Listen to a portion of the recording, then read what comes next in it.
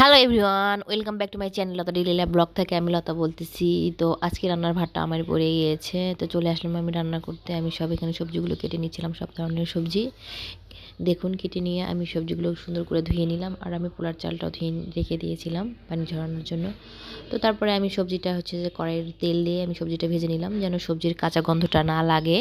তো তারপরে আমি সবজির মধ্যে আমি একটু হালকা হলুদ দিয়েছিলাম আর লবণ দিয়েছিলাম, দিয়ে তারপরে আমি সবজিগুলো সব ঢেলে নিলাম। নেওয়ার পর আমি ওই একই কড়াইয়ে হচ্ছে যে কাঁচা মরিচ, তারপর পেঁয়াজ, আদা রসুন, ওই সাদা ফল, দালচিনি, এগুলো গরম মশলা দিয়ে আমি হচ্ছে যে পোলার চালটা ভেজে নিলাম। নেওয়ার পর হচ্ছে আলু কম হয়েছিল, আমি এই জন্য পোলার চালের মধ্যে আলুটাও ভেজে নিলাম আর আদা রসুন পেস্টটাও ভাজার মধ্যে দিয়ে দিলাম। তারপর দিয়ে দিলাম হচ্ছে টমেটো, দিয়ে দেখুন ভালো করে ভেজে আমি সব সবজিগুলোর মধ্যে চালগুলো দিয়ে মিক্স করে দিলাম। দেওয়ার পর আমি হচ্ছে যে মধ্যে গরম পানি দিয়ে রাইস কুকারে চাপাই দিলাম।